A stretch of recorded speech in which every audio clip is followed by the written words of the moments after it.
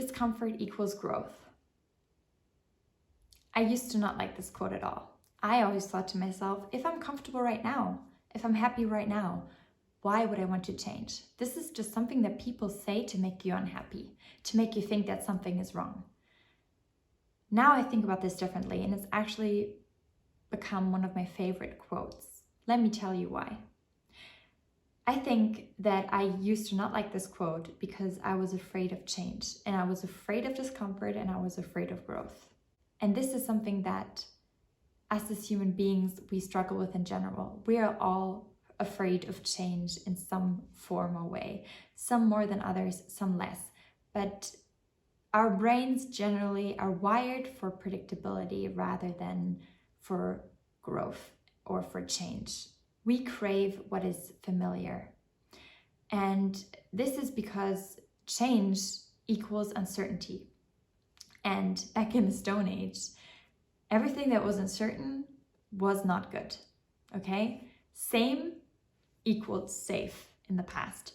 And it was literally a survival strategy for us. So we tried to stay within our tribe, tried our best to survive, and this is what has been wired into us. But in today's society, this is hindering us more than it is helping us. We stay stuck in situations that we don't belong in because this is how we are wired to think.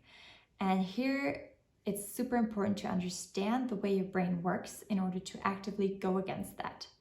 So we have something that is called the worst case bias. So we tend to romanticize the present and catastrophize the possible future that involves changing things. So let's say you are currently in a certain city and then you think about moving. And usually, or for most people, it's not going to be like, oh my God, yes, I'm going to move. That's going to be so great. No. Instead, your brain comes up with 500 ways that something could go wrong during that move. A, the city is super ugly. B, you're not going to meet anyone. You're going to be alone forever. C, the job that you're starting in that new city is just horrible. You will have horrible colleagues and your life will just go to shit the minute that you start to move into that city. Okay, so this is of course completely irrational, but essentially this is what your brain is doing. There's something called the certainty effect, and it's a real thing that comes from decision theory. So basically there was a study conducted where people were either offered $100 for sure or $250, but with a 50% chance. So people could either win $100 for sure or get a 50% chance of winning $250. And most of the people went for the $100, although $250 is more than twice as much. And 50% is not bad, right? This study and the results of this study show that we as humans, we are not wired to gain things. We're wired to avoid losses. We cling to what we know, even if what we know is no longer working, or even if what we know is objectively worse than what we could gain, potentially. This is not just applicable to money. This is applicable to relationships. This is applicable to jobs, your career, your identity. We'd rather stay with what is familiar, even if what is familiar is making us miserable, than risk changing something.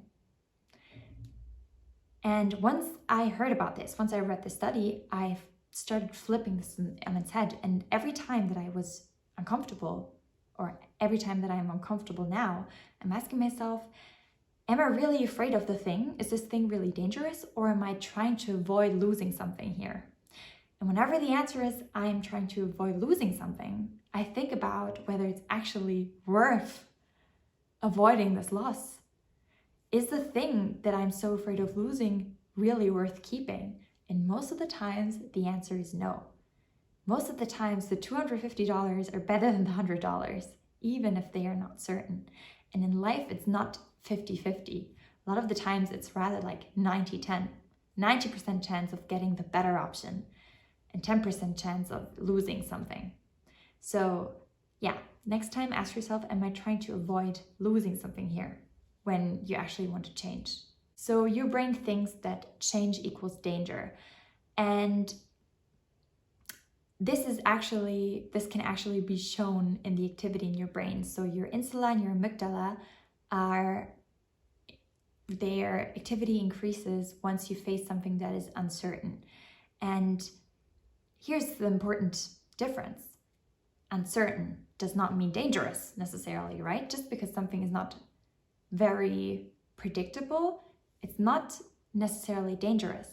But this is what your brain interprets it as. So it literally has the same response. You start to get anxiety, not because the thing is dangerous, but because you don't know what's going to happen. We don't fear change because it's bad. We fear change because it's uncertain. And this is what you have to remember. So when you feel like everything's kind of out of your hands and you're losing control, this is not just a saying or a feeling. This is literally something that is going on in your brain, because your brain activity increases whenever something is uncertain and things start firing. Your brain becomes more noisy, more unstable, and more chaotic. And once you know about this is the paradox. Once you know that your brain becomes more scrambled every time something is uncertain, you can actually downregulate that activity. So when you can rationalize why you feel so out of grip and out of touch and out of control, you start to feel more in control again. So remember this the next time that you feel like this falling sensation because something is uncertain. You know, let's say you get a job offer in a different city, and then you suddenly get this notion that, I don't know what's going to happen. Oh my God. This is your brain increasing amygdala and insula activity. And this does not mean that the job is bad or is dangerous or anything else. So you might think to yourself now, okay, my brain is literally wired for stability and predictability. That's not so bad, right? Then I'm just going to stick with what is familiar because I don't want to be anxious all the time. No, unfortunately, this is not how it works, because staying the same literally makes us miserable, although this is what we're wired to do. So this is kind of tough. Our brain is trying to keep us alive, and by that, it's making us miserable. So psychologists call this experiential avoidance. When we're avoiding different experiences because we're scared, and in studies, it has been shown that this is one of the biggest predictors of long-term distress. So avoiding new experiences makes us worse, makes us depressed, makes us anxious. And this is what you have to remember.